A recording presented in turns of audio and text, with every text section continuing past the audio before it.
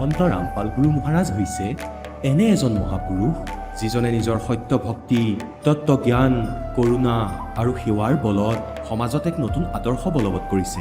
সন্ত ৰামপাল গুৰু মহাৰাজৰ নেতৃত্বত তেওঁৰ সকলো সৎলোক আশ্ৰমে কৰা বিস্ময়কৰ সমাজ কল্যাণমূলক কামে সমাজখনক সোণালী ভৱিষ্যতৰ এক নতুন আশা দেখুৱাইছে। সন্ত ৰামপাল গুৰু মহাৰাজৰ পৰা নাম দীক্ষা গ্ৰহণ কৰাৰ পিছত লাখ লাখ লোকৰ কৰ্কট ৰোগ, এইডছ আদি দুৰাৰোগ্য ৰোগ নিৰাময় হ'ল। সন্তজনাৰ জ্ঞানৰ পৰা অনুপ্ৰাণিত হৈ তেওঁৰ অনুগামীসকলে লাখ লাখ ইউনিট ৰক্তদান কৰে। সন্তজনাই লাখ লাখ ভগ্নী কন্যাৰ যৌতুকমুক্ত বিয়াৰ আয়োজন কৰালে। সন্তজনাই লাখ লাখ মানুহক ড্ৰাগছ আসক্তিৰ পৰা মুক্ত কৰিলে। কোটি কোটি ধ্বংসপ্ৰাপ্ত পৰিয়াল শান্তিত লাগিল। সন্তজনাৰ আশ্ৰমত সমাৱেশৰ সময়ত বিনামূলীয়া চকুৰ চিকিৎসা আৰু দন্ত চিকিৎসাৰ ব্যৱস্থা কৰা হয়। সন্ত ৰামপাল গুৰু মহাৰাজৰ দ্বাৰা পৰিৱেশ সুৰক্ষাৰ উদ্দেশ্যে সময়ে সময়ে বৃহৎ পৰিসৰত বৃক্ষৰোপণ কৰা হয়। সন্তজনাই আৰ্তজনক তাৎক্ষণিক সকাহ দিবলৈ এম্বুলেন্স সেৱা আৰম্ভ কৰিছিল। সন্তজনাই তেওঁৰ অনুগামীসকলক তেওঁলোকৰ শৰীৰ দান কৰিবলৈ অনুপ্ৰাণিত কৰে, যাতে মানৱতাৰ সেৱা আৰু চিকিৎসা ক্ষেত্ৰত উন্নতি কৰিব পৰা যায়। সন্ত ৰামপাল গুৰু মহাৰাজৰ সকলো আশ্ৰমত প্ৰতিদিনে বিনামূলীয়া ধৰ্মভোজৰ আয়োজন কৰা হয়, য'ত প্ৰতিবাৰেই প্ৰতিটো জাতি, প্ৰতিটো ধৰ্মৰ মানুহে একেলগে বহি ভোজন কৰে।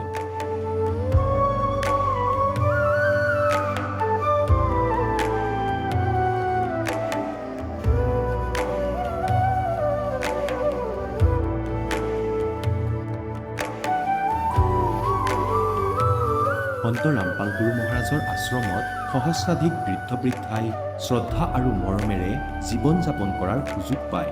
তেওঁলোকৰ থকা খোৱাৰ আৰু স্বাস্থ্যৰ সম্পূৰ্ণ দায়িত্ব সন্ত ৰামপাল গুৰু মহাৰাজে বহন কৰে। অনাথ শিশুৰ বাবে সন্ত ৰামপাল গুৰু মহাৰাজৰ সকলো আশ্ৰম বিশেষ বৰদানতকৈ কম নহয়, য'ত তেওঁলোকক শিক্ষা, সংস্কাৰ আৰু ভৱিষ্যতৰ বাবে উন্নত সুবিধা প্ৰদান কৰা হয়। বানপানী, ভূমিকম্প বা মহামাৰী যিয়েই নহওক, সন্ত ৰামপাল গুৰু মহাৰাজ আৰু তেওঁৰ অনুগামীসকল সদায় আৰ্তজনৰ বাবে আগৰণুৱা হৈ থাকে।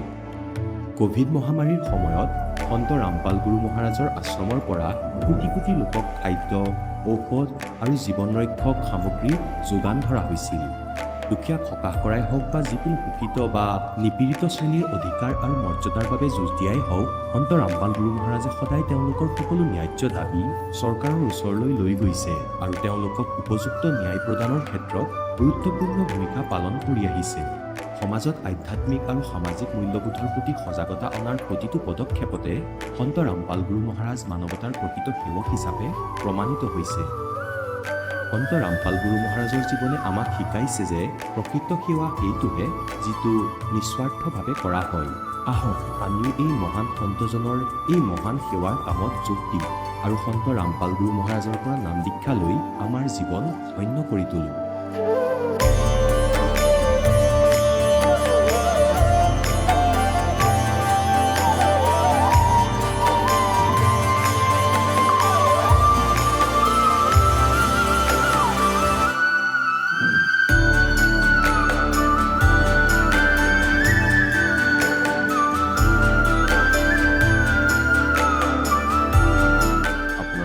পৰিয়ালৰ সৈতে সৎলোক আশ্ৰমলৈ আন্তৰিকতাৰে আমন্ত্ৰণ জনোৱা হয়।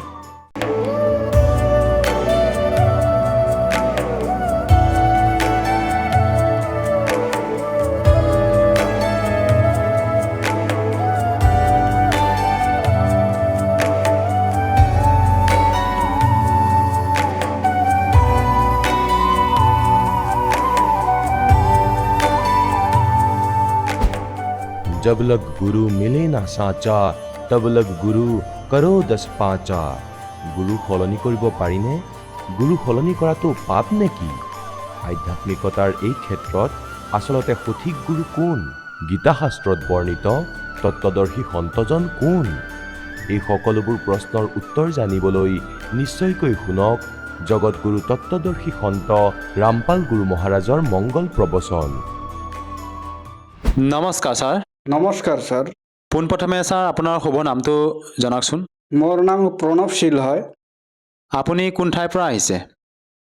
মই আহিছোঁ অসমৰ ছাগলীয়াৰ পৰা, আমাৰ গাঁৱটো হয়। সন্ত ৰামপাল গুৰুৰ মাজৰ পৰা আপুনি নাম দীক্ষা কেতিয়া লৈছিল? মই 2019-ৰ লাষ্টৰ পৰা নাম লৈছোঁ। তেখেতৰ পৰা নাম দীক্ষা লোৱাৰ আগতে আপুনি পৰম্পৰাগতভাৱে কিবা ভক্তি সাধনা কৰিছিলনে? হয় ছাৰ, আমাৰ যিমান হিন্দু ধৰ্মে আমাৰ দেৱী দেৱতা আছে, ব্ৰহ্মা বিষ্ণু মহেশ, শ্ৰীকৃষ্ণৰ ভক্তি সাধনা কৰিছিলোঁ। আৰু সেই সাধনাবিলাক আপুনি কেনেধৰণে কৰিছিল ছাৰ? মই এনেই কৰিছোঁ, যেনে আমাৰ সমাজৰ মানুহবিলাক যেনে কৰি থাকে, মানে কীৰ্তন কৰা, হৰে ৰাম হৰে কৃষ্ণ, এনেই আৰু কৰিছিলোঁ। আপুনি যিহেতু ছাৰ জনালে যে আপোনাৰ পৰিয়ালৰ লোকে যিদৰে সাধনা কৰিছিল সেইদৰে আপুনিও কৰি আছিলে, তেনে ক্ষেত্ৰত ছাৰ আপুনি সন্ত ৰামপাল গুৰুৰ মাজৰ শৰণলৈ কিয় আহিব লগা হ'ল? ছাৰজি, এটা মানে কথা আছিল, সেইটো মানে এই মানে মুছলমান ধৰ্ম এটা আছিল, একটা জাকিৰ নায়ক। তো জাকিৰ নায়কে কৈছে তোমাৰ মানে শ্ৰীকৃষ্ণ ভগৱান নহয়। মোৰ সেইটো কথাটো শুনি বহুত মানে বেয়া লাগিছে। মই তেতিয়া মানে শ্ৰীমদ ভাগৱত সুধাসাগৰ মই দেখিলোঁ। তো সুধাসাগৰত লেখা যে শ্ৰীকৃষ্ণ ভগৱান হয়। পিছত আপুনি সন্ত ৰামপাল গুৰুৰ মাজৰ পৰা নাম দীক্ষা কেনেকৈ ল'লে? লৈছোঁ যে কৈছে যে তোমাৰ আপোনাৰ যে এই জাকিৰ নায়ক আছিল, এই জাকিৰ নায়কৰ সেইটো সন্ত ৰামপাল মহাৰাজৰ মই ইউটিউবে মানে দেখি আছোঁ আৰু এই মানে জাকিৰ নায়ক আৰু এই সন্ত ৰামপাল মহাৰাজৰ মানে হলো জ্ঞান চৰ্চা। তো দেখি আছোঁ মানে তেখেতে আৰু মানে কৈ আছে, সন্ত ৰামপাল মহাৰাজে কৈ আছে যে শ্ৰীকৃষ্ণ মাত্ৰ 3টা লোকেৰ ভগৱান হয়। আৰু পিছত আপুনি সেই যে জ্ঞান চৰ্চাটো জাকিৰ নায়ক লগতে সন্ত ৰামপাল গুৰুৰ মাজৰ যিটো জ্ঞান চৰ্চা আপুনি চালে ইউটিউবত, তাৰপিছত আপুনি তাত কি পালে, এনেকুৱা কি জ্ঞান প্ৰাপ্ত কৰিলে যাৰ দ্বাৰা নেকি আপুনি আপ্লুত হৈ সন্ত ৰামপাল গুৰুৰ মাজৰ শৰণ গ্ৰহণ কৰিলে?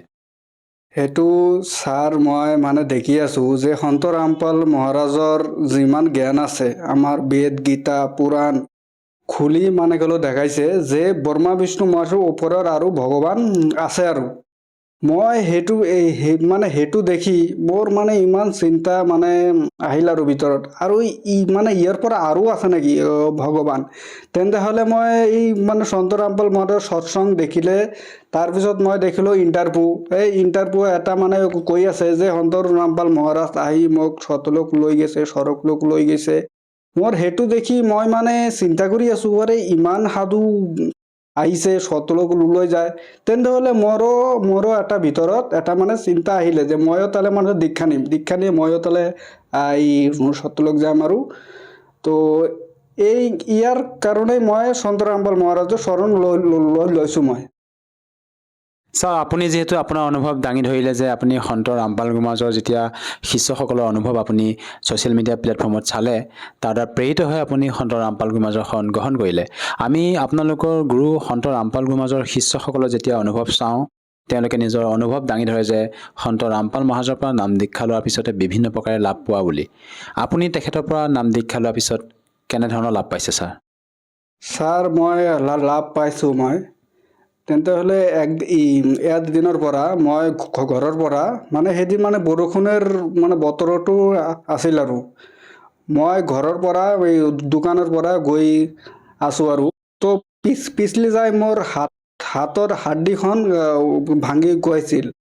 তো তাৰপিছত মই মানে ভাঙি যোৱাৰ পিছত মই গ'লোঁ গুৱাহাটীত। ডক্টৰে কৈছে আপোনাক অপাৰেশ্যন কৰিব লাগে। মই কৈছোঁ অপাৰেশ্যন কৰিলে বোলে কিমান টকা লাগিব? মানে গুৱাহাটীৰ পৰা কৈছোঁ 70,000 টকা লাগিব। মই কৈছোঁ মই গৰীব মানুহ মোৰ কাকতো টকাই নাই। তাৰপিছত মই সন্ত ৰামপাল মহাৰাজৰ ইফালে মই ফোন কৰি মই প্ৰাৰ্থনা কৰিছোঁ, হে মালিক, মোৰ হাতটো ভাঙি গৈছে, আপুনি দয়া কৰক। তো পৰমাত্মাৰ আদেশ আহিলে সন্ত ৰামপাল মহাৰাজত যে কবিৰ পৰমাত্মা দয়া কৰেগা। তো ছাৰজি, আপুনি বিশ্বাস হ'ব না নহ'ব, 1 মাহৰ ভিতৰত মোৰ হাতটো একেবাৰে মানে ঠিক মানে হৈ গ'ল। ছাৰ, এইটো আচৰিত কথা। আপুনি যি পিছলি পৰিছিল, যেতিয়া আপোনাৰ হাতখন ভাঙি গৈছিল, ডক্টৰে কৈছিল যে এইটো অপাৰেশ্যন কৰিব লাগিব, কিন্তু এইটো কেনেকৈ সম্ভৱ ছাৰ? আপুনি এজন সন্তৰ পৰা নাম দীক্ষা লৈ যে আপোনাৰ পৰি পেলাই যেতিয়া হাতখন ভাঙি যোৱাৰ পিছতো মানে সম্পূৰ্ণকৈ সুস্থ হৈ উঠিল তেখেতক প্ৰাৰ্থনা কৰাৰ পিছতে, এইটো ছাৰ কেনেকৈ সম্ভৱ?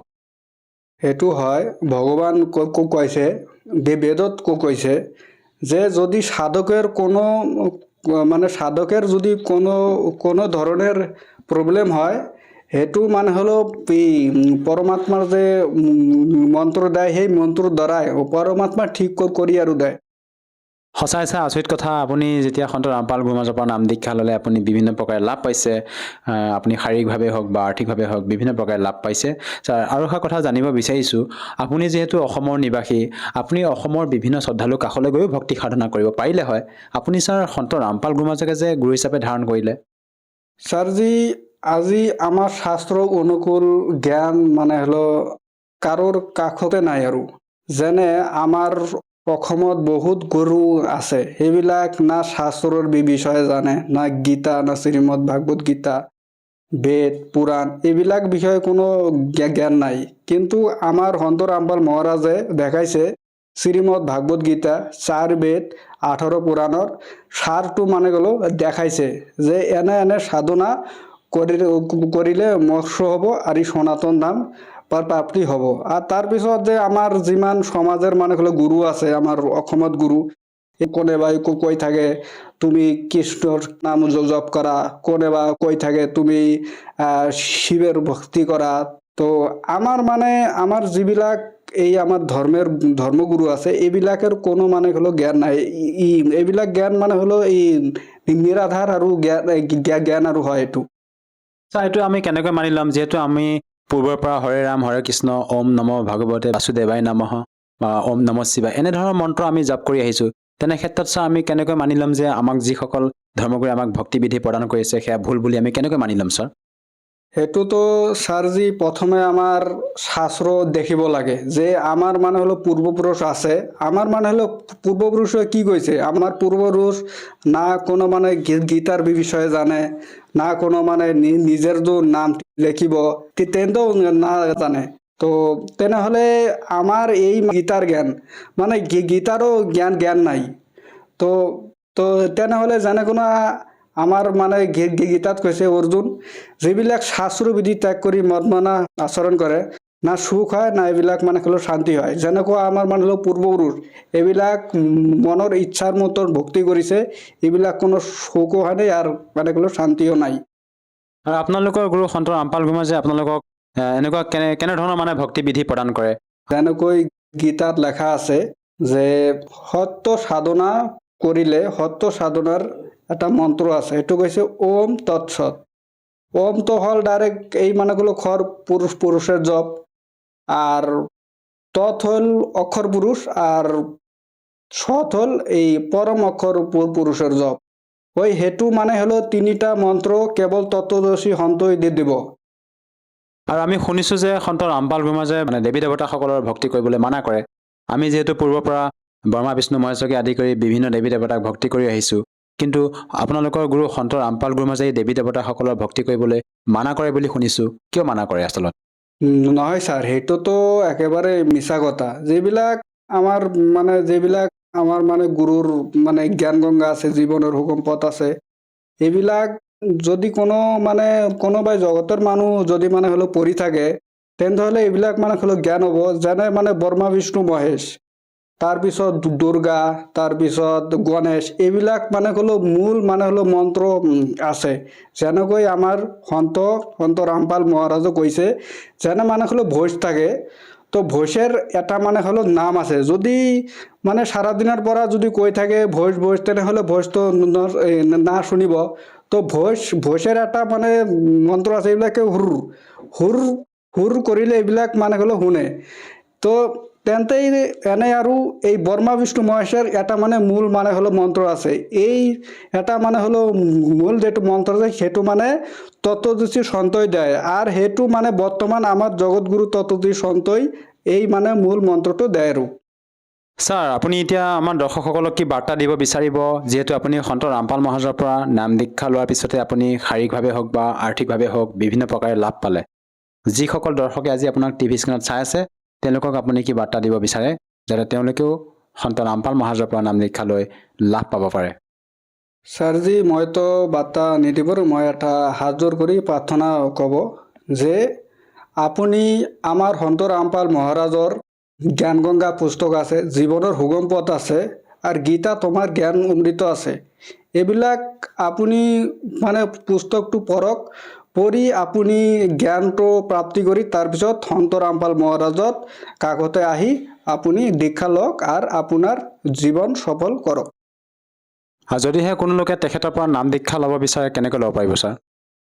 ছাৰ, যেনেকুৱা আমাৰ সন্ত ৰামপাল মহাৰাজৰ ইউটিউবৰ পৰা সৎসং আহে, এই সৎসঙৰ মানে নিচে একটা মানে হলো পিলাফিজ আছে, সেইটো একটা মানে ফোন নম্বৰ আহে, সেইটো আপোনাৰ ফোন নম্বৰৰ পৰা ফোন কৰি আপুনি আমাৰ এই জিলাত এই সন্ত ৰামপাল মহাৰাজৰ চেণ্টাৰ আছে, আপুনি আহি নাম দীক্ষা ল'ব পাৰে।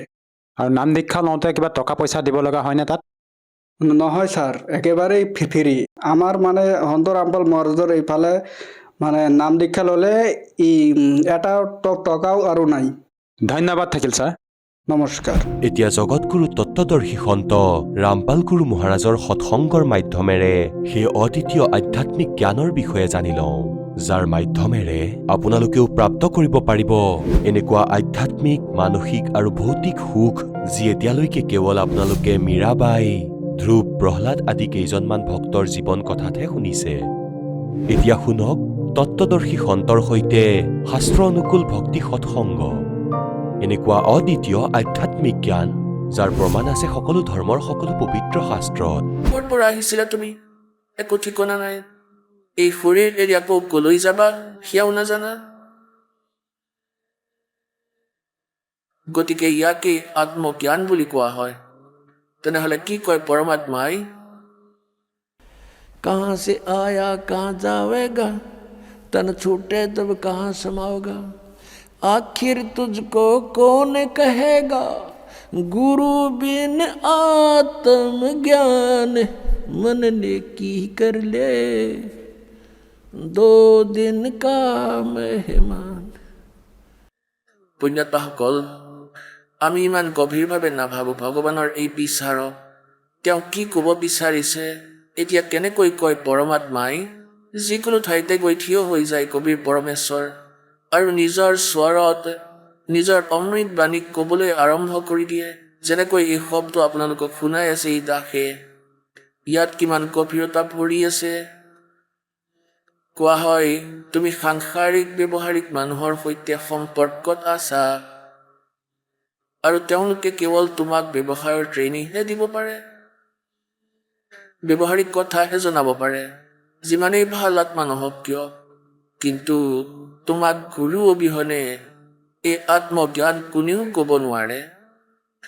आखिर तुझको कौन कहेगा, गुरु बिन आत्म ज्ञान, मन ने की कर ले 2 दिन का मेहमान। এতিয়া পুণ্যাত্মাসকল, এই শব্দ গানৰ নহয়, কান্দাৰ বাবে। এতিয়া এইটো গান নহয় যেনেকৈ কাৰোবাৰ পুত্ৰ মৰি গ'ল আৰু সেই মাতৃয়ে কান্দি থাকে আৰু তেওঁ গায়ো আছে, কিন্তু তেওঁ গাই থকা নাই সেই সময়ত, তেওঁ কান্দি থাকে সেই গানৰ মাধ্যমেৰে। এনেকৈ ইয়াত পৰমাত্মাই কান্দি আছে আমাৰ বাবে যে তুমি ক'ত এই সাংসাৰিক ব্যৱহাৰিক কথাত গোটেই জীৱন নষ্ট কৰি আছা। তোমাক গুৰু অবিহনে কোনে ক'ব তুমি ক'ৰ পৰা আহিছা, তোমাৰ উদ্দেশ্য কি? आखिर तुझको कौन कहेगा, गुरु बिन आत्म ज्ञान। আৰু তুমি তেওঁৰ ওচৰলৈ যোৱা নাই। আপুনি দেখিছে কিমান ব্যক্তি সৎসংগলৈ আহে আৰু বাকীসকলে নিজৰ পেটৰ বাবে দিনে ৰাতিয়ে কেৱল দৌৰা দৌৰিয়েই কৰি আছে। আৰু এইটো সৌভাগ্য যে আপোনালোকে গুৰুৰ জ্ঞান শুনিবলৈ পাইছে। এই নকলি গুৰুসকলৰ দ্বাৰা একো নহয়। পৰমাত্মাৰ আগত এই কালে কিমান কঠিনতা সৃষ্টি কৰিলে, মিছা গুৰু পঠাই দিছে, নকলি জ্ঞান দিছে, নকলি নাম দিছে, আৰু এই নিষ্পাপ আত্মাবোৰে তেওঁক এই পৰম ধনী মানি, পূৰ্ণ গুৰু মানি চকু বন্ধ কৰি বহি আছে শ্ৰদ্ধালু। আৰু তেওঁলোকক যদি কোৱা হয় তোমালোকৰ সাধনা ভুল, তেতিয়া তেওঁলোকৰ খং উঠি যায় আৰু কাজিয়া কৰিবলৈ আৰম্ভ কৰি দিয়ে। এই সৰল আত্মাসকলে তেওঁলোককে পূৰ্ণ সন্ত মানি আছে, তেওঁলোকে কখও নাজানে। তেন্তে পুণ্যাত্মাসকল, যদি আপুনি কোনো মাৰ্গত গৈ আছে, আগলৈ যদি কোনোবাই কয় যে এইটো মাৰ্গ ঠিক নহয় আপোনাৰ, তেতিয়া বুদ্ধিমান ব্যক্তি তাত ৰৈ যাব লাগে। তেওঁৰ কথাৰ ওপৰত অলপ জোৰ দিব লাগে। কাজিয়া কৰিব নালাগে যে তুমি মিছা কিয় কৈ আছা, কিয় ভুল বুলি কৈ আছা মোৰ মাৰ্গত। কাজিয়া কৰাৰ কি কথা আছে? যদি আপোনাৰ কনফিডেন্স আছে যে মই সঠিক মাৰ্গত গৈ আছো, তেনেহ'লে যাওক আগলৈ। যি ক'লে আপোনাক যে এই ৰাস্তাটো ঠিক নহয়, তেতিয়া তেওঁৰ সৈতে কাজিয়া কৰিব নালাগে। কোনেও নকৰে এনেকুৱা। তেওঁ বিচাৰ কৰে যে সঁচাকৈ এই মানুহজনে এনেকৈ কিয় ক'লে, বিচাৰ কৰোঁ, কাৰণ সোধা। তেওঁ কাৰণ ক'লে যদি সেইটো বিশ্বাস নহয়, তেনেহ'লে বেলেগক সোধা, তৃতীয়জনক সোধা। আৰু যদি ফাইনেল হৈ যায়, তেতিয়াহ'লে সেই মাৰ্গত যাব লাগে। আৰু ইয়াত এইটোৱেই বুদ্ধিমতা হয়। তেন্তে পুণ্যাত্মাসকল এইটা সেয়ে বাৰে বাৰে কৈ আছে যে নাই ৰাধা স্বামী পন্থ, নাই ধন ধন সদগুৰু পন্থ, জয় গুৰুদেৱ পন্থসকলৰ ওচৰত মুক্তিৰ মাৰ্গ নাই। এয়া জীৱন নাশক হয় একেবাৰে। এওঁলোকৰ নামো ভুল, এওঁলোকৰ জ্ঞানো ভুল। আৰু এওঁলোকৰ প্ৰৱৰ্তক যি আপোনালোকক দেখুৱাই দিছো, যে শিৱদয়ালজীৰ কেনে দুৰ্গতি হৈ মৰিলে। শিৱদয়ালজীৰ মৃত্যুৰ পাছত তেওঁ ভূত হৈ গ'ল। আৰু সেই বিলুচিস্তানী শ্বাহমস্তানা খেমামলজী ইনজেকশ্যনৰ ৰিয়েকশ্যনত মৃত্যু হ'ল। আৰু এজন আছে তেওঁ বাবু চাহেবজী, হিষ্ট্ৰী পঢ়িলে পাব। তেওঁ কিমান দিন কষ্ট ভুগি ভুগি মৰিছে। এতিয়া কি কয়? परमात्मा कहते संशय शोक सराय में सूतक दिन राती और जीवित जग में जूती पड़े फिर जम तोड़े छाती। ইয়াতেই জন্ম মৃত্যু হ'ব এই সংসাৰত। তেওঁ ভূত হৈ বুকিত সোমাই গৈছে। আৰু আগলৈ কৈছে জম তোৰে ছাতি, জমৰ দুটে বুকু ভাগিব। দাসে বাৰে বাৰে কৈ আছে যে না ৰাধা স্বামী পন্থ, না ধন ধন সদগুৰু জয় গুৰুদেৱ পন্থীসকলৰ তাত মুক্তিৰ মাৰ্গ নাই। এইবোৰ জীৱন নাশক হয়। এওঁলোকৰ নামো ভুল, এওঁলোকৰ জ্ঞানো ভুল। এওঁলোকৰ প্ৰৱৰ্তকক আপোনালোকক দেখুৱাইছো যে শিৱদয়ালজীৰ কি দুৰ্গতি হৈ মৃত্যু হ'ল। শিৱদয়ালজীৰ মৃত্যুৰ পিছত তেওঁ ভূত হৈ গ'ল। আৰু সেই বিলুচিস্তানী শ্বাহমস্তানা খেমামলজীৰ ইনজেকশ্যন ৰিয়েকশ্যনৰ ফলত মৃত্যু হৈছিল। আৰু সিফালে এওঁলোকৰ এই বাবুজী চাহেব, তেওঁৰ হিষ্ট্ৰী পঢ়ি লোৱা, তেওঁৰ কিমান দিন ভুগি ভুগি মৃত্যু হ'ল। এতিয়া কি কোৱা হয়? परमात्मा कहते संशय शोक सराय में सूतक दिन राती और जीवित जग में जूती पड़े फिर जम तोड़े छाती। ইয়াত জন্ম মৃত্যু হয় এই সংসাৰত। তেওঁ ভূত হৈ বুকিত সোমাই গৈছে। আগতে কোৱা হৈছে জম তোৰে ছাতি, জমৰ দুটে বাকলি এৰুৱাব। এতিয়া পৰমাত্মাই কি কৈছে? कि यो सौदा फिर नाही संतो, यो सौदा फिर नाही। ये लोहे जैसा ताव जाते काया देश राही और तीन लोक और भवन चतुर्दश सब जग सौदे आही। আকৌ কৈছে कि ये दम टूटे पिंडा फूटे लेखा दरगाह माही, उस दरगाह में मार पड़ेगी त्रियम पकड़ेंगे बाही। তাত কাৰোৰেই জোৰ নচলে। কোনো এজন যদি ৰাষ্ট্ৰপতি হয়, মৃত্যুৰ পাছত জমৰ দূতে তেওঁক জোৰেৰে খামুচি ধৰে তৎক্ষণাত, আৰু তাক থিয় কৰাই দিয়ে ৰাজসভাৰ ভিতৰত। এটা উদাহৰণ দিছে পৰমাত্মাই নিজৰ বাণীত যে এজন প্ৰিয়বত নামৰ ৰজা আছিল। তেওঁ প্ৰথমতেতো তপ কৰিছিলে। তপেৰে তেওঁৰ ৰাজ্য প্ৰাপ্ত হৈছিল। আৰু যেতিয়া ৰাজ্যৰ সময় সম্পূৰ্ণ হ'ল, তেতিয়া যমৰ দূতে তেওঁক ধৰি লৈ গ'ল, ধৰ্মৰাজৰ ৰাজসভাত থিয় কৰালে। যমৰ দূতে যেতিয়া ল'বলৈ আহিছিল প্ৰিয়বতক, তেওঁ ক'লে যে মোক কিছু শ্বাস আৰু দি দিয়া জীয়াই থাকিবৰ বাবে। তেওঁৰ বহুত দীঘল আয়ুস আছিল। দীৰ্ঘ সময়লৈকে তেওঁ ৰাজ্য শাসন কৰিছিল। তথাপিও জীয়াই থকাৰ আশা আছিল।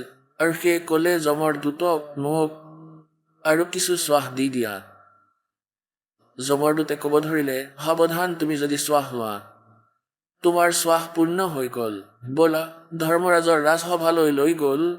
তাত তেওঁৰ একাউণ্ট ক'বলৈ ধৰিলে যে তুমি ইমান বছৰ তপ কৰিছিলা, তাৰ প্ৰতিফলত ইমান বছৰ তুমি ৰাজত্ব কৰিছা। এতিয়া কোৱা, কিবা কৰি আনিছা আগৰ বাবে? তাততো সকলো জনা যায় যে তেওঁৰ পকেটত কিমান সামগ্ৰী আছে। ক'বলৈ ধৰিলে যে নাই, ভুল হৈ গ'ল। ক'লে যে ইয়াৰ মুখ ক'লা কৰি দিয়া।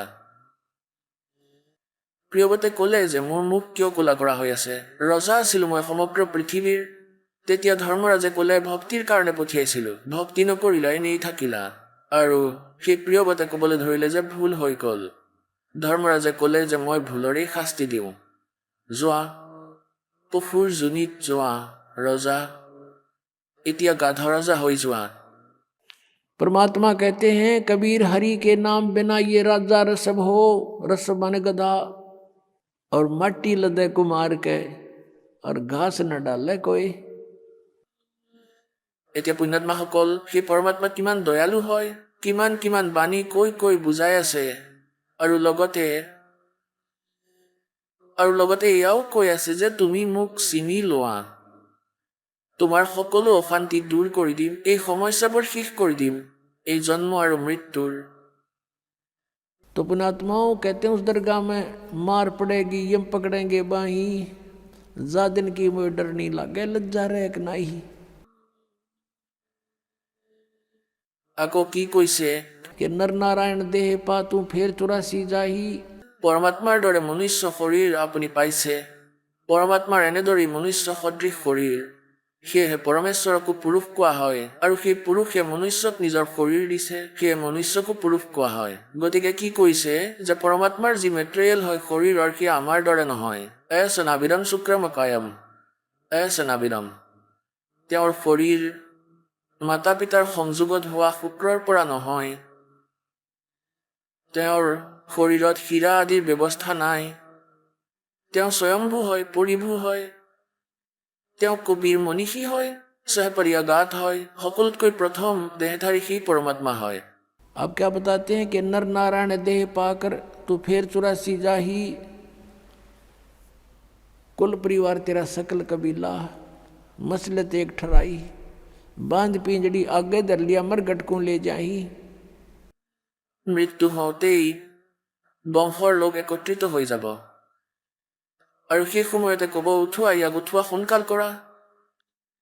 আৰু সেই সময়তে উঠাই কোৱা হয়, बांध पिंजड़ी आगे धर लिया मरघट को ले जाई, और अग्नि लगा दिया जद लंबा फूक दिया उस ठाई। এতিয়া শৰীৰটো জ্বলাই দিলে।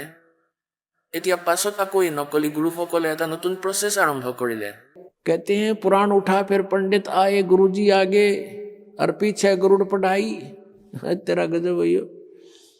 পৰমাত্মাই কয় যে মৰাজন মৰি গ'ল, আৰু সেই উপলক্ষে তুমি এতিয়া গৰুৰ পাঠ কৰাই আছা।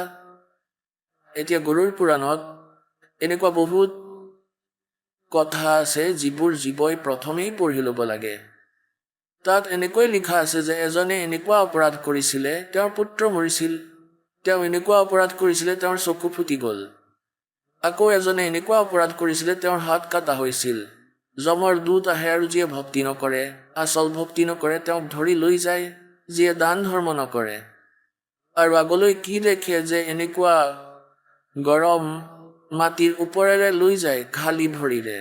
আৰু আগলৈ যি শুভকৰ্মী প্ৰাণী আছে, ভাণ্ডাৰা ভালকৈ কৰি আছে, ক্ষীৰ মাখন হালোৱা, তেওঁলোকে লাডু জেলেপি এইবোৰো খাই আছে। আৰু সেই কৰ্মহীন প্ৰাণী, ভক্তিহীন প্ৰাণী, দানহীন প্ৰাণী সেইফালেদি যায় আৰু দেখে। তেওঁলোকক কয় যমৰ দূতক, ভগৱানৰ দূতক, যে মোক ভোজন কৰাই দিয়া, মোৰ ভোক লাগিছে। সিহঁতে কয় নহ'ব, তোমাৰ শুভ কৰ্ম নাই, ব'ল তোক ভগৱানৰ ৰাজসভাত হাজিৰ কৰিম, তাৰপিছত তোক মাৰি মাৰি শাস্তি দিম। তেন্তে কোৱা হয়, পৰমাত্মাৰ কোৱাৰ উদ্দেশ্য এয়া যে कि वेद पुराण उठा फिर पंडित आगे पाछे गरुड़ पढ़ाई। যে তেওঁক গৰুৰ পুৰাণৰ পাঠ প্ৰথমতে কৰাব লাগিছিল, আগতে শুনাব লাগিছিলে সেই বেয়াবোৰ, তেতিয়া বাচিলে হয়, ভয় খালে হয়, আৰু শুভ কৰ্ম কৰিলে হয়, আৰু তেওঁৰ দুৰ্গতি নহ'লে হয়। তেওঁতো এতিয়া গাধ হৈ গ'ল, আৰু পিছত তেওঁৰ বাবে গৰুৰ পুৰাণ পাঠ কৰাই আছে। এতিয়া কি লাভ হ'ব, মৰাৰ পিছত মুখত ঘি ঢালি। এতিয়া কি কৈছে যে पुराण उठा फिर पंडित आए पीछे गरुड़ पढ़ाई।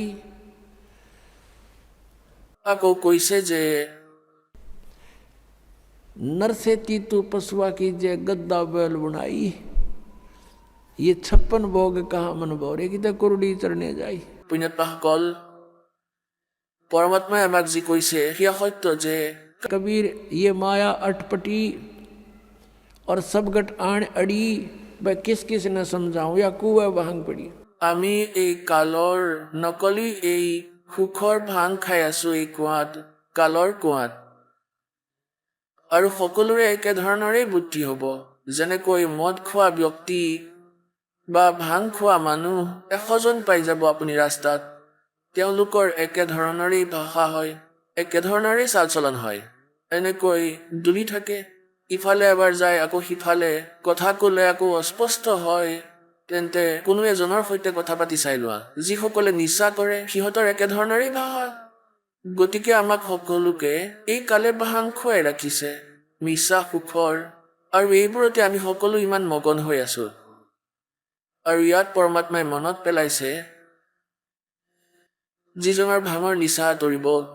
এজন ব্যক্তি মদ খাই পৰি আছিল আৰু এনেকুৱা লেতেৰা ঠাইত পৰি আছিল, পাছত তাক ঘৰৰ মানুহে তুলি আনিছিলে। আৰু ৰাতিপুৱা আকৌ গা পা ধুই যেতিয়া গ'ল, তাৰ সৰু ল'ৰাই কয় যে পাপা, ৰাতি আপুনি ইয়াতে পৰি আছিলে। তেতিয়া সি কয় যে মই ইয়াত আছিলো, ইয়াত পৰি আছিলো। কোৱা, মদাহীৰ ল'ৰাই এনেকৈ কৈছে যে আপুনি ৰাতি ইয়াত পৰি আছিলে। তেতিয়া সি কয় যে এয়া কি হৈ গ'ল, ইমান লেতেৰা ঠাই এয়া, যেতিয়া পৰি আছিলে তেতিয়াতো পৰিয়ে আছিলে। তেতিয়া তেওঁ জনাই নাছিলে যে তেওঁ ইমান লেতেৰা ঠাইত পৰি আছে। তেন্তে আমি আজি যি স্থানত পৰি আছো, এনেকুৱা স্থিতিত আমি আছো। আৰু যেতিয়া এই ভাঙৰ নিচা আঁতৰিব আপোনাৰো খেলি মেলি লাগি যাব, অন্তঃকৰণত উত্তেজনা উদ্ভৱ হৈ যাব।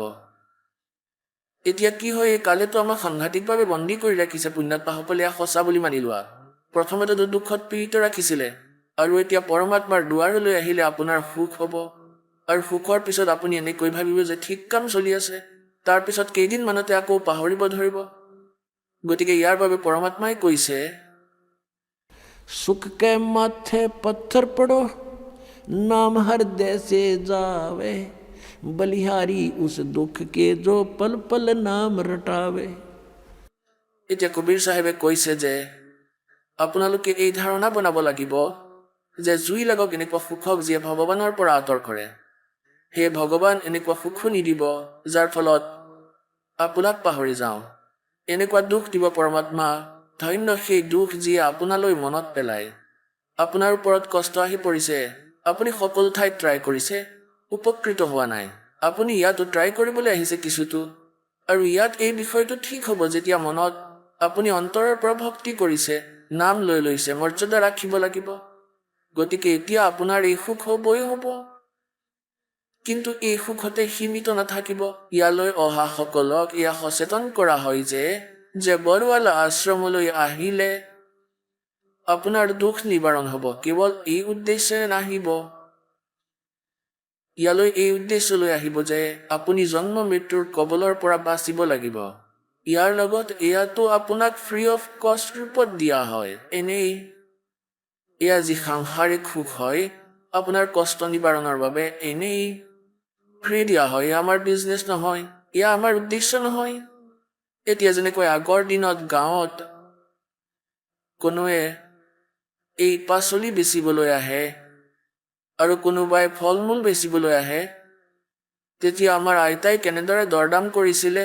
সেই সময়ত এনেকৈ কিনা বেচা হৈছিল, যেনেকৈ ঘেঁহুৰ বস্তা ভৰাই লৈ গ'ল আৰু তেওঁৰ পাল্লাত ঢালি দিলে, আৰু তেওঁক পাল্লাত কোনোবাই দুবাৰ, কোনোবাই 1.5 বাৰ, এনেকৈ ইয়াৰ সলনি 2 বাৰ তেনেকৈ শাক পাচলি তুলি দিলে ঘেঁহুৰ বিনিময়ত। তেওঁতো লৈ ল'লে যি ল'বলগীয়া আছিলে।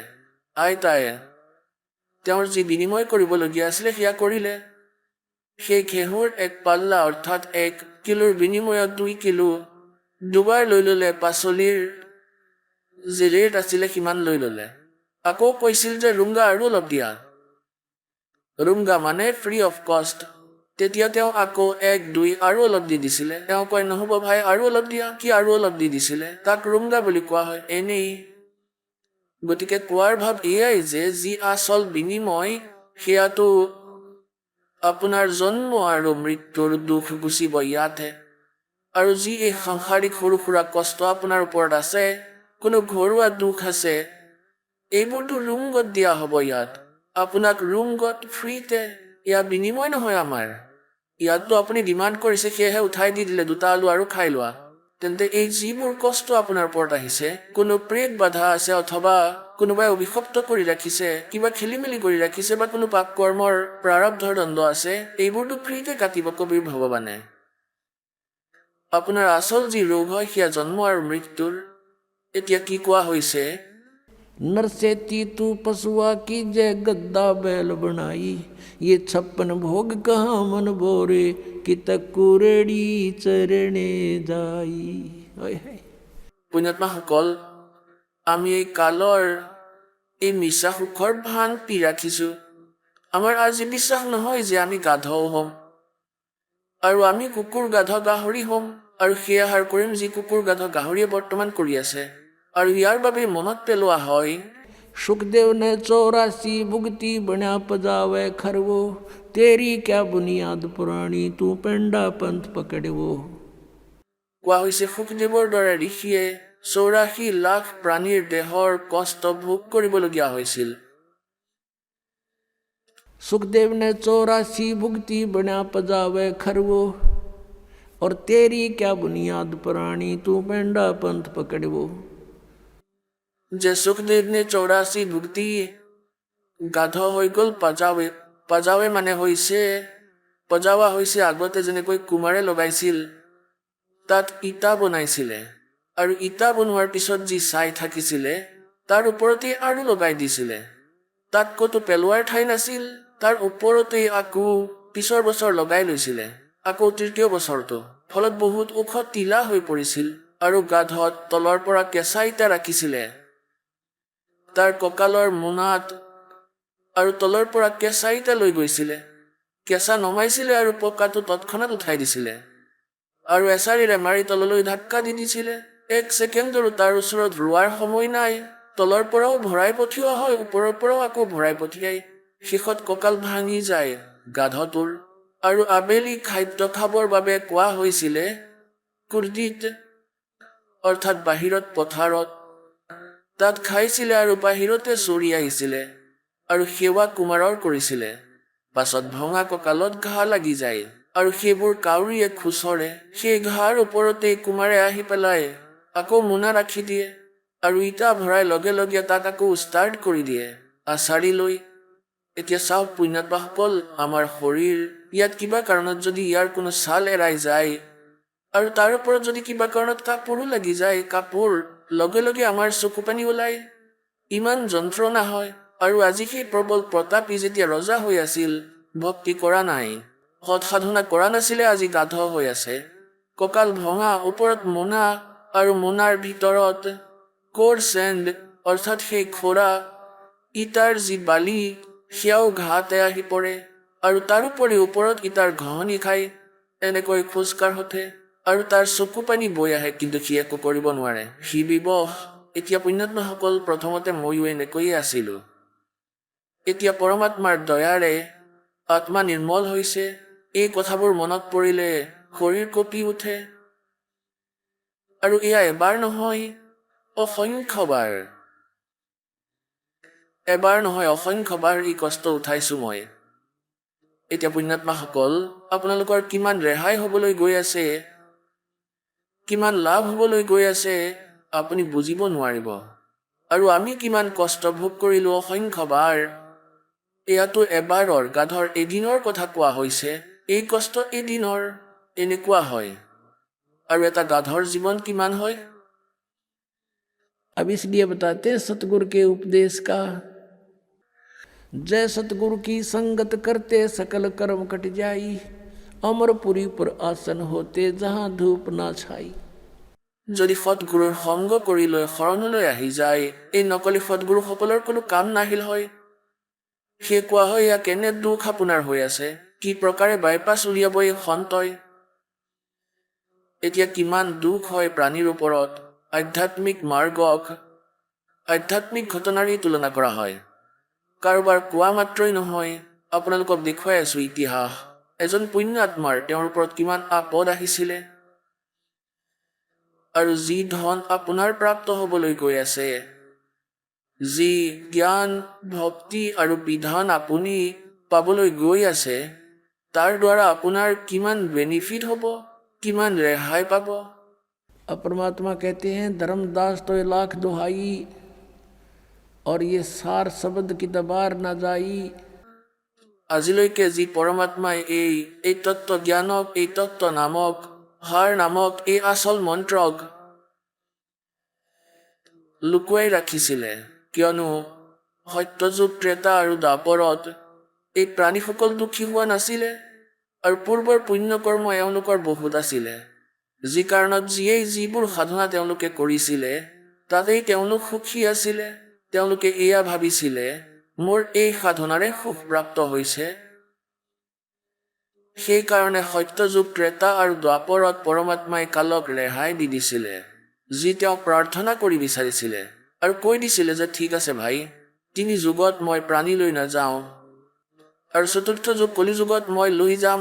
তেন্তে কলিযুগৰ প্ৰথমৰ কোনো ইতিহাস দেখুৱাই দিয়া, কোনো মুছলমান বেলেগ হ'ল, কোনো ইছাই বেলেগ হ'ল বা কোনো জৈন বেলেগ হ'ল।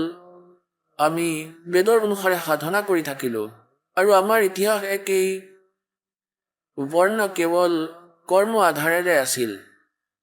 এতিয়া কলিযুগত চাই লোৱা আমাৰ মাজত কিমান ভিন্নতা আনি দিলে।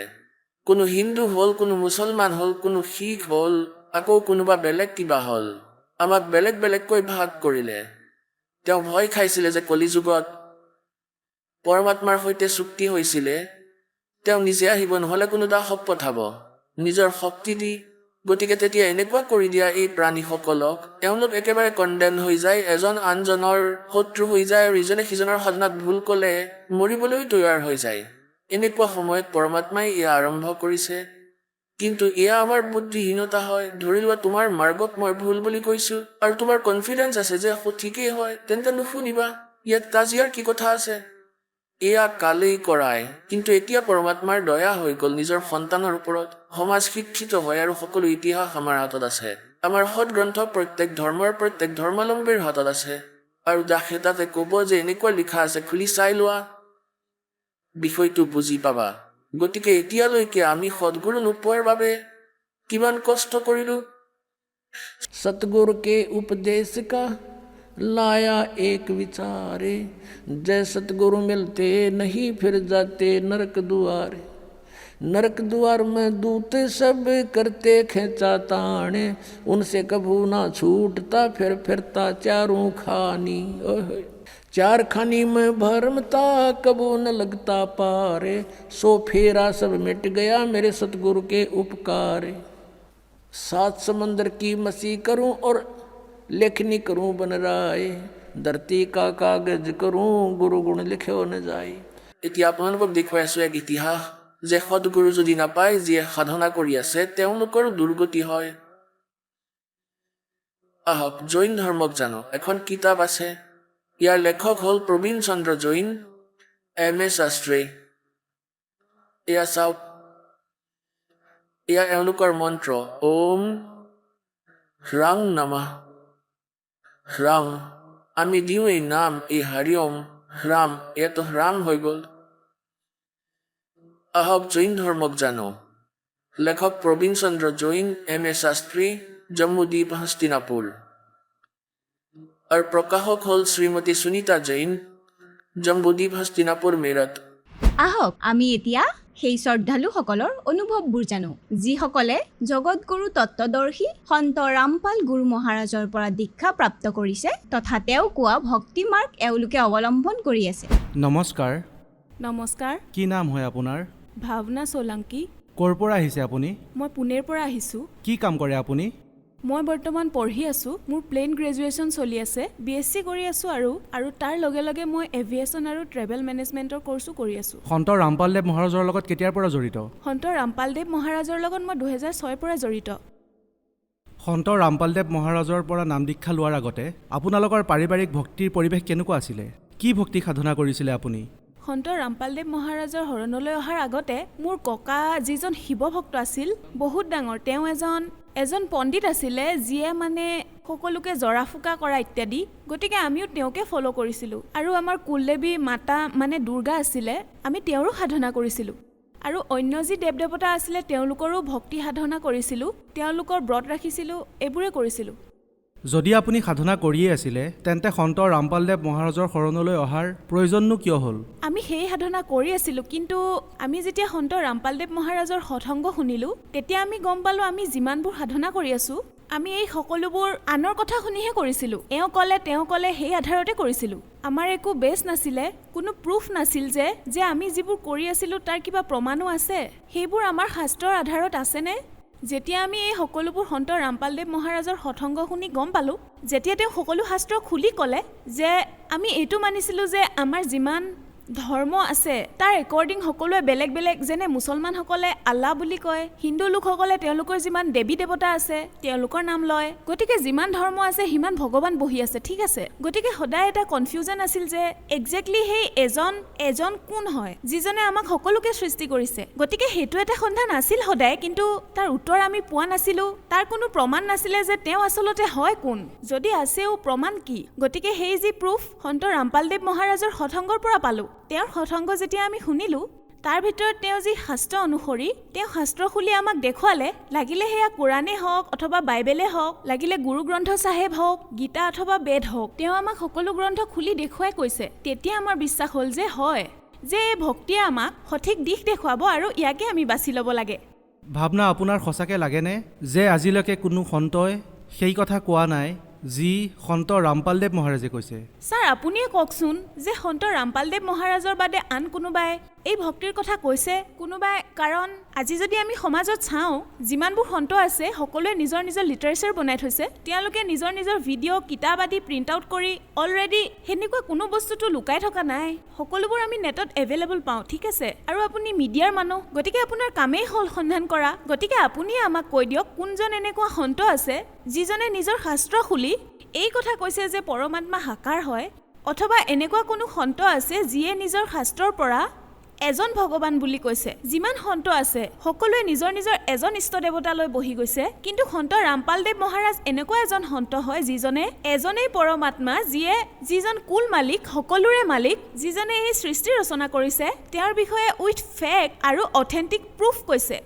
ভাৱনা, আপোনাৰ ইতিমধ্যে বহু সময় হৈ গৈছে সন্ত ৰামপালদেৱ মহাৰাজৰ পৰা নাম লোৱা। আমি আপোনাৰ পৰা জানিব বিচাৰিম যে সন্ত ৰামপালদেৱ মহাৰাজৰ পৰা নাম লোৱাৰ পিছত আপোনাৰ কি লাভ হ'ল?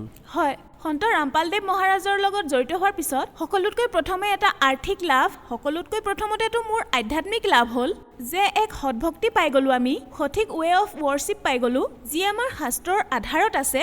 এটা প্ৰুফৰ সৈতে পালোঁ যে হয়, এইজনেই ভগৱান আৰু এওঁৰ ভক্তি কৰিলেই আমি মুক্তি লাভ কৰিম। গতিকে প্ৰথমে আমি আধ্যাত্মিক লাভ পালোঁ যে আমি এটা মুক্তিৰ মাৰ্গ পালোঁ।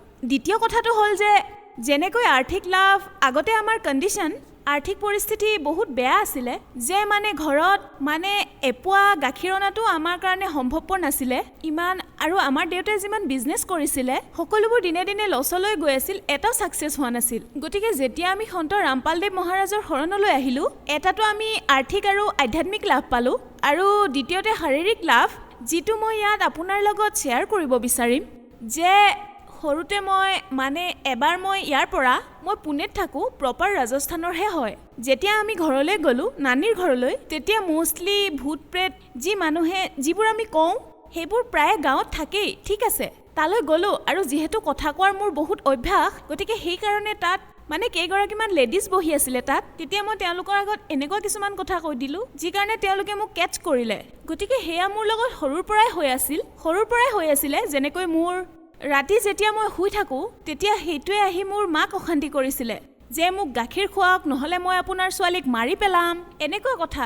মায়ে বহুত কিবা কিবি ফেচ কৰিছিলে। গতিকে মোৰ বাহিৰে মোৰ মা দেউতাকো বহুত অশান্তি কৰিছিলে। সেই সকলোবোৰ আত্মা যিবোৰ আছিল, তেতিয়া মোক মা দেউতাই যেনেকুৱা পণ্ডিত থাকে তেওঁলোকৰ ওচৰলৈ লৈ গ'ল, কিয়নো তেতিয়া আমি সন্ত ৰামপালদেৱৰ ওচৰত শৰণ লোৱা নাছিলোঁ। গতিকে তাত যোৱাৰ পিছত তেওঁ এনেকুৱা জৰা ফুকা কৰিলে আৰু মোক এডাল সূতা বান্ধি দিলে, যাৰ বাবে মই কিছু সময়ৰ বাবে আৰাম পালোঁ। কিন্তু মোৰ জীৱনলৈ এনেকুৱা এটা মুহূৰ্ত আহিলে যেতিয়া মই 9ত আছিলোঁ। তেতিয়া এটা সময় এনেকুৱা আহিল যে সেই বস্তুটোৱে মোক বহুত বেছি আমনি দিবলৈ ধৰিলে। প্ৰেতটোৱে মোক বহুত আমনি কৰিবলৈ ধৰিছিলে। ৰাতি যেতিয়া 12 বাজিছিল সদায় আমাৰ ড'ৰ বেলটো বাজিছিলে, আৰু যেতিয়া দুৱাৰ খুলি চাইছিল তেতিয়া কোনো নাথাকিছিল। তেনেকুৱা বহুত বস্তুৱে মই দেখিছোঁ। তাৰ পিছতো যেতিয়া মই ঘৰত বহি থাকোঁ তেতিয়া মই এনেকুৱা মেকুৰীৰ ছায়া গৈ থকা দেখা পাইছিলোঁ। যেতিয়া মই কথাটো মা দেউতাক কৈছিলোঁ তেতিয়া তেওঁলোকে কৈছিল নাই ইয়াত একো নাই। লগৰ বান্ধৱীবোৰক কওঁতে সিহঁতে কৈছিল নাই একো দেখা নাই আমি।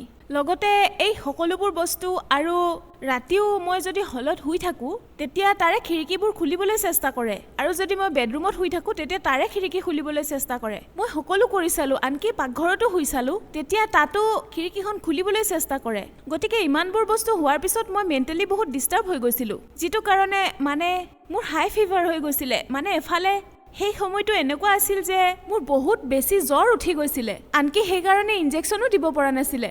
এদিন মই মানে আমাৰ ঘৰত এনে তুলি পাৰি থোৱা আছিলে আৰু মই তাত শুই পৰিলোঁ। তেতিয়া আমাৰ মেইন ড'ৰ যি আছিল হলৰ সেইখন খোলা আছিল, আৰু বাহিৰত মোৰ বন্ধু বান্ধৱীবোৰে খেলি আছিলে, আৰু সেই সময়তে এটা ক'লা মেকুৰী আছিলে। সেই সময়ত মই মানে সাৰে আছিলোঁ আৰু মোৰ মা কিবা কামত বাহিৰলৈ গৈছিল। যেতিয়া মই শুই আছিলোঁ আৰু মোৰ ভাইটি আৰু ভণ্টিয়ে ওচৰৰ বেডৰুমত কম্পিউটাৰত কিবা কাম কৰি আছিল আৰু মই শুই আছিলোঁ, মোৰ বহুত হাই ফিভাৰ হৈ গৈছিলে। তেতিয়া সেই মেকুৰীটোৱে ইমানখিনি গেপ আছিলে, ইমানখিনি দুৱাৰ খোলা আছিলে, না বেছি খোলা আছিলে না কম খোলা আছিলে, তাই একদম ভিতৰলৈ আহি গৈছিলে। মই চকুৰে দেখি আছিলোঁ, কিন্তু মোৰ শৰীৰটো এনেকুৱা হৈ গৈছিলে যে মই একো ৰিয়েক্ট কৰিব পৰা নাছিলোঁ, আৰু ওপৰত গুৰুদেৱৰ মন্দিৰ আছিলে। তেতিয়া সেইটোৱে লাহে লাহে আহি ছাডেনলি আহি মোৰ ইয়াত বুকুৰ ওপৰত এনেদৰে বহি লৈছিলে, আৰু সেইটোৱে আহি মোৰ ডিঙিত নখেৰে আঁচুৰি দিছিলে। মানে ইন শ্বৰ্টলি, মানে সেই সময়ত মই সাৰে আছিলোঁ, ইচ্ছা কৰিলে কিবা এটা কৰিব পাৰিলোঁ হয়, কিন্তু মোৰ শৰীৰটো এনেদৰে পেৰালাইজ হৈ গৈছিলে, মানে এক টাইপৰ স্থিৰ হৈ গৈছিলে যে মই ভাৱনা, আপোনাৰ লগত যে এইবোৰ হৈ আছিলে, যি ধৰণে আপুনি কৈ আছে যে ভূত প্ৰেতৰ এনেকুৱা এটা সমস্যা আছিলে আপোনাৰ, বিচাৰিও আপুনি এটা সাধাৰণ জীৱন যাপন কৰিব পৰা নাছিল। গতিকে যি এইবোৰ সমস্যা আছে সেয়া কেনেকৈ ঠিক হ'ল? হয়, সেই সময়ত সন্ত ৰামপালদেৱ মহাৰাজৰ শৰণত আমি আছিলোঁ। সেই সময়ত যেতিয়া এই সকলোবোৰ হ'ল, যেতিয়া ঘৰলৈ মোৰ মা দেউতা আহিলে, তেতিয়া এই সকলোবোৰ ইনচিডেণ্ট শ্বেয়াৰ কৰিলে। মায়ে দেউতাক ক'লে যে আজি এনেকুৱা হ'ল। মায়ে তেওঁক সকলোবোৰ ক'লে যে মই যদি সঠিক সময়ত নাহিলোঁ হয়, নাজানো কি হৈ গ'ল হয়। তেতিয়া মোৰ দেউতাই সিদ্ধান্ত ল'লে যে আমি গুৰুদেৱক প্ৰাৰ্থনা জনাম। গতিকে আমি যেতিয়াই সন্ত ৰামপালদেৱ মহাৰাজক ফোন কৰিলোঁ, তেতিয়া সন্ত ৰামপালদেৱ মহাৰাজে ইমানখিনিয়ে ক'লে যে পুত্ৰী, সকলোবোৰ ঠিক হৈ যাব, পৰমাত্মাৰ ভক্তি কৰা, আৰু আজি তুমি যদি ভূতক ভয় কৰা তেন্তে হতলোকলৈ কেনেকৈ যাবা। সেই দিনাৰ পৰাই নাজানো, মানে মই য'ত মোৰ মগজুৱে কাম কৰা একেবাৰে বন্ধ কৰি দিছিলে, আজিৰ দিনলৈকে মই মেকুৰী দেখিলেই মই এনেদৰে কঁপিবলৈ ধৰোঁ, ইমান ভয় সোমাই গৈছিল। কিন্তু আজিৰ দিনলৈকে পুনৰাই কেতিয়াও এনেকুৱা ঘটনা হোৱা নাই, না এনেকুৱা বস্তু কিবা মই আকৌ দেখিছোঁ। চাওক, বৰ্তমান যুগটো এনেকুৱা যে বাবাসকলক এনেকুৱা দৃষ্টিৰে চোৱা হয় যে সকলোৱে একেধৰণৰ। যদি এটা শাৰীত থিয় কৰাই চাওঁ, সকলোৰে প্ৰতি এটাই ধাৰণা মনলৈ আহে যে সকলোবোৰ মিছলি আৰু ভণ্ড হয়। গতিকে এনেকুৱা এটা সময়ত আপুনি সন্ত ৰামপালদেৱ মহাৰাজক নিজৰ গুৰু, তেওঁৰ স্থিতি কেনেকুৱা বুলি ভাবে আৰু তেওঁৰ বিষয়ে কি ভাবে? এনেকুৱা এটা যুগত য'ত নেকি আমি যদি তুলনা কৰিবলৈ যাওঁ, চাওক কি হয়, কম্পেৰিজন কৰক, ঠিকেই, এটা প্ৰুফৰ সৈতে কম্পেৰিজন কৰা, এটা ফেক্টৰ সৈতে কম্পেৰিজন কৰা, কাৰণ আজিকালি আমি এনেকুৱা কথাহে বিশ্বাস কৰোঁ। যদিহে কোনো বাবা যেনে সন্ত ৰামপালদেৱ মহাৰাজ, যিবোৰ মানুহে তেওঁৰ বিষয়ে যি ভাবি আছে যে তেওঁ জেলত আছে আৰু তেওঁক যিয়ে কেটেগৰীত থিয় নকৰক কিয়, কিন্তু কেৱল এটাই ৰিকুৱেষ্ট আছে, তেওঁক যিয়ে কেটেগৰীত থিয় নকৰক কিয়, এবাৰ মাত্ৰ তেওঁৰ এপিছ'ডছবোৰ চাওক, তেওঁৰ ভিডিঅ'জবোৰ চাওক, তেওঁ যি হঠংগ কৰে সেয়া চাওক, তাৰ পিছত ডিচাইড কৰক যে তেওঁ কোনটো কেটেগৰীত থিয় হ'ব লাগে। কিয়নো তেওঁৰ হঠংগবোৰ চালে আপুনি দেখিব যে তেওঁ মনৰ মতে কৰা আচৰণবোৰৰ কথা একো নেদেখুৱায়, তেওঁ মনে সজা কথা একো নকয়, তেওঁ সকলোবোৰ কথা এখন কিতাপ, আমাৰ শাস্ত্ৰবোৰ খুলি তেওঁ লাইন বাই লাইন আমাৰ সন্মুখত পঢ়ে, ফেক্টৰ সৈতে প্ৰুফৰ সৈতে আপোনাক ডেছক্ৰাইব কৰে। আৰু বাকী যিবোৰ সন্ত আছে তেওঁলোকৰ হঠংগ এপিছ'ডছবোৰ চাওক, তেওঁলোকৰ তাত নচা, গোৱা, বজোৱা এইবোৰ বস্তু থাকে। গতিকে আমাৰ ভক্ত সমাজ নাইবা যিয়ে সমাজ আছে আমাৰ, ইমানখিনি বুদ্ধি হওক, আমাক পৰমাত্মাই ইমানখিনিতো বুদ্ধি দিছে যে আমি ডিচাইড কৰিব পাৰোঁ কোনটো শুদ্ধ আৰু কোনটো ভুল। ভনী, এনেকুৱাও শুনিবলৈ পাইছোঁ যে সন্ত ৰামপালদেৱ মহাৰাজে বিশ্বৰ সকলো ধৰ্মগুৰুকে এখন মঞ্চলৈ আহিবলৈ নিমন্ত্ৰণো জনাইছে। তেখেতে বহুত সন্তৰ লগত জ্ঞান চৰ্চাও কৰিছে সংবাদ মাধ্যমেৰে। গতিকে তাৰ ৰিজাল্ট কি ওলাল? আপোনাৰ মতে সেই জ্ঞান চৰ্চা কিমান সাৰ্থক হ'ল আৰু তাৰ পৰিণাম কি ওলাল? সন্ত ৰামপালদেৱ মহাৰাজে যেতিয়া সকলো বিশ্বৰ যিমানবোৰ ধৰ্মগুৰু আছে, কেৱল ইণ্ডিয়াৰে কথা কোৱা নাই, মই গোটেই বিশ্বৰ যিমানবোৰ ধৰ্মগুৰু আছিলে সকলোকে আমন্ত্ৰিত কৰিছিলে, ঠিক আছে। গতিকে যিসকল ইয়ালৈ জ্ঞান চৰ্চা কৰিবলৈ আহিছিল যদিহে তেওঁলোক ৰিয়েল হ'লহেঁতেন আৰু তেওঁলোকৰ ওচৰত সঁচাকৈ জ্ঞান থাকিলেহেঁতেন তেতিয়া সেই ডিবেটখন আৰু আগবাঢ়ি গ'লহেঁতেন কিন্তু তেওঁলোকৰ ওচৰত কিবা ফেক্টৰ সৈতে প্ৰুফৰ সৈতে তেওঁলোকৰ ওচৰত জ্ঞানেই নাছিলে তেতিয়া তেওঁলোকে কি ডিবেট কৰিলে হয় আৰু সেইকাৰণে এই ডিবেটখন বেছি দেৰিলৈকে নচলিলে যিহেতু জ্ঞানে নাই কি ডিবেট কৰিব আপুনি মানে নেকি যে সন্ত ৰামপালদেৱ মহাৰাজে সকলো গুৰুকে নিৰুত্তৰ কৰি দিছে হয় নিশ্চয় সন্ত ৰামপালদেৱ মহাৰাজে সকলোকে নিৰুত্তৰ কৰিছে কিন্তু মনে সজা কথাৰে নহয় তেওঁলোকৰ কিতাপৰ দ্বাৰাই নিজৰে ধৰ্ম হিন্দু ধৰ্ম অথবা আন ধৰ্মৰ তেওঁলোকৰে শাস্ত্ৰবোৰক লৈ নিৰুত্তৰ কৰিছে সন্ত ৰামপালদেৱ মহাৰাজৰ বিষয়ে আৰু কিবা ক'ব বিচাৰে নেকি কাৰণ আপুনি বহু সময় ধৰি সন্ত ৰামপালদেৱ মহাৰাজৰ শৰণত আছে আৰু কিবা লাভৰ বিষয়ে ক'ব বিচাৰে নেকি হয় নিশ্চয় একচুৱেলি যিগৰাকী মোৰ সৰু ভনী তাইৰ মূৰত মানে ইয়াতে অৰ্থাৎ চেণ্ট্ৰেল পাৰ্টত এটা পোক লাগিছিলে যিটোৱে লাহে লাহে ইমান প্ৰগ্ৰেছ কৰিলে যিটোৱে অলমষ্ট তাইৰ গোটেই মগজুখিনি খাই পেলাইছিলে যেতিয়া আমি ডক্টৰৰ ওচৰলৈ গ'লোঁ ডক্টৰে ক'লে যে এই ছোৱালীজনী নাবাচে আৰু বেছি দিন সেই সময়ত তাই বহুত সৰু আছিলে 4 বা 5 বছৰমান হ'ব সেইবাবে ডক্টৰে কৈছিলে তাই নাবাচিব সৰু ছোৱালী মগজুটোনো কিমান ডাঙৰ হ'ব সেইটো অলমষ্ট গোটেই খাই পেলাইছিল আকৌ ডক্টৰে যেতিয়া কৈ দিলে তাই নাবাচিব আমাৰ চিন্তা হ'ল আমি তেতিয়া সন্ত ৰামপালদেৱ মহাৰাজক প্ৰাৰ্থনা কৰিলোঁ তাইক আশ্ৰমলৈ লৈ গ'লোঁ তেতিয়া আশ্ৰমলৈ লৈ যোৱাৰ পিছত গুৰুদেৱে তাইক আশীৰ্বাদ দিলে আৰু তাইক চৰণামৃতৰ এটা বটল দিলে আৰু প্ৰসাদ দিলে আৰু ক'লে ভক্তি কৰা পৰমাত্মাই সকলো ঠিক কৰি দিব তাৰপিছত আমি যেতিয়া হস্পিটেল গ'লোঁ গুৰুদেৱে কৈছিল যে ইয়াৰ লগে লগে ট্ৰিটমেণ্টটো অব্যাহত ৰাখিবলৈ সেইবাবে আমি ট্ৰিটমেণ্ট কৰাই থাকিলোঁ আৰু কিছু মাহৰ পিছতে 1-2 মাহ পিছতে তাই সুস্থ হৈ গ'ল তাই সুস্থ হোৱাৰ পিছত ডক্টৰেও একেবাৰে শ্বকড হৈ গ'ল যে কেনেকৈ এনেকুৱা হ'ল একেই ডক্টৰ তেওঁ শ্বকড হৈ গ'ল তেতিয়া ডক্টৰে ক'লে যে ঠিক আছে ঠিকটো হৈ গৈছা কিন্তু তেওঁৰ চুলি নগজিব কাৰণ হাতৰ তলৰ যি স্কিন আছে একজেক্টলি তেনেকৈ স্কিন তেওঁৰ মূৰত হৈ গৈছিলে তেতিয়া ডক্টৰে কৈছিলে চুলি গজাটো সম্ভৱেই নহয় আমি আকৌ গুৰুদেৱক প্ৰাৰ্থনা কৰিলোঁ যে গুৰুদেৱ ডক্টৰে এনেকৈ কৈছে তেতিয়া গুৰুদেৱে ক'লে যে কিয় নগজিব পৰমাত্মাৰ লগত আছে কিয় ভয় খাইছা আৰু আজি তাইৰ চুলি ভৰিলৈকে পৰা দীঘল ইমান দীঘল চুলি আমাৰ ঘৰত কাৰোৰে নাই ভনী আপোনাৰ পৰা আৰু এটা কথা জানিব বিচাৰিম যে আধ্যাত্মিক লেভেলত যেতিয়া আমি সন্ত ৰামপালদেৱ মহাৰাজৰ বিষয়ে গম লওঁ তেতিয়া লাখ লাখ মানুহ ওলাই পৰে যে তেওঁলোকৰ শাৰীৰিক মানসিক আৰু আৰ্থিক কি ধৰণে তেওঁলোকে লাভ পাইছে তাতে যদি আমি কথা পাতোঁ তেখেতৰ সামাজিক উত্থানৰ বিষয়ে তেতিয়া আমি আপোনাৰ পৰা জানিব বিচাৰিম যে সন্ত ৰামপালদেৱ মহাৰাজৰ সামাজিক উত্থানত তেওঁৰ যোগদান কেনেকুৱা সন্ত ৰামপালদেৱ মহাৰাজৰ সামাজিক উত্থানৰ বিষয়ে যদি আমি কথা পাতোঁ পোনপ্ৰথমেতো মই বহুত ধন্যবাদ জনাব বিচাৰিম কাৰণ তেওঁ যৌতুক প্ৰথাৰ বিৰুদ্ধে যিটো নিয়ম উলিয়ালে অথবা যি এই সিদ্ধান্ত লৈছে যে যৌতুক না ল'ব লাগে না দিব লাগে এইটোৰ কাৰণে মই বহুত ধন্যবাদ ক'ব খুজিম কাৰণ এই সিদ্ধান্তটোৰ বাবে লাখ লাখ ছোৱালী লাখ লাখ জীয়ৰী সুখেৰে থাকিব পাৰিছে অথবা তেওঁলোকৰ দেউতাক সুখেৰে আছে অথবা তেওঁৰ মাক দেউতাক সুখত আছে কিয়নো আজি যদি সমাজত যৌতুকৰ কথা চাবলৈ যায় লাখ লাখ মানুহ এই যৌতুক নামৰ প্ৰথাৰ বাবে পীড়িত কাৰণ প্ৰায় প্ৰতিখন ঘৰতে একোজনী ছোৱালী আছে যাৰ বিয়া তেওঁৰ মাক দেউতাকে দিব লাগে আজিৰ সমাজৰ যুগৰ হিচাপত বহুত বেছি মাত্ৰাত সকলোৱে যৌতুক গোটাবলগীয়া হয় যিটো কাৰণৰ বাবে বহুত দেউতাক আজি কষ্টত আছে দ্বিতীয়টো কথা এইটো যে যি নিচা মুক্তি যিটোৰ প্ৰচাৰ সন্ত ৰামপালদেৱ মহাৰাজে চলাইছে বহুত ভাল ইয়াৰ বাবেও বহুত ডাঙৰ ধন্যবাদ তেওঁক দিব খোজো কিয়নো আজিৰ সমাজলৈ যদি চাই প্ৰায় প্ৰতিজন মানুহে নিচা কৰিবলৈ ধৰিছে প্ৰায় প্ৰতিজন মানুহেই নিচা কৰে কাৰোবাৰ অলপ ষ্ট্ৰেছ আহিলে সি নিচা কৰে কিন্তু সন্ত ৰামপালদেৱ মহাৰাজৰ শৰণলৈ আহি এই যি নিচা মুক্তিৰ প্ৰচাৰ হয় বহুত লাভদায়ক হৈছে শেষৰটো প্ৰশ্ন সন্ত ৰামপালদেৱ মহাৰাজৰ বিষয়ে বিশ্বক আপুনি কি বাৰ্তা দিব বিচাৰে সন্ত ৰামপালদেৱ মহাৰাজৰ বিষয়ে এটা কথাই ক'ব বিচাৰিম যে আজি তেওঁ যি ঠাইত আছে অথবা তেওঁক যিকোনো এটা কেটেগৰীত থিয় কৰাই আপুনি এইটো ভাবে যে হয় যেনেদৰে আন সন্তবোৰ জেলত আছে যিয়ে হওক সেই আধাৰত যদি আপোনালোকে তেওঁক চায় তেতিয়াহ'লে হয়তো এই মনুষ্য জীৱন যিটো বহুত দুৰ্লভ এইটো ৱেষ্ট হ'ব ভাল এইটোৱে আপুনি তেওঁক চোৱাতকৈ মানুহে কয় নহয় নেভাৰ জাজ এ বুক বাই ইটছ কভাৰ গতিকে সেই বুকখনৰ কভাৰটো চাই আপুনি জাজ কৰাৰ আগতে সেই কিতাপখনৰ ভিতৰত চাওক তেওঁ যিমানবোৰ সৎসংগ আছে এপিছ'ড আছে সেইবিলাক চাওক আৰু এই যে মনুষ্য জীৱন সেয়া বাৰে বাৰে নাপায় এবাৰে পায় গতিকে এওঁৰ শৰণলৈ আহক আৰু নিজৰ কল্যাণ কৰাওক ধন্যবাদ ধন্যবাদ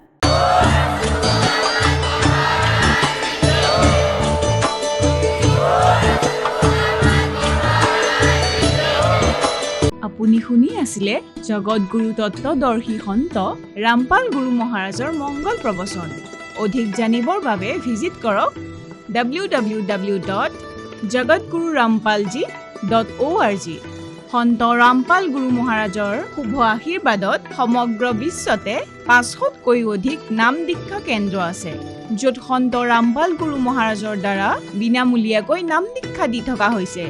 আপোনাৰ ওচৰৰ নাম দীক্ষা কেন্দ্ৰৰ ঠিকনা জানিবলৈ সম্পৰ্ক কৰক 7082208528।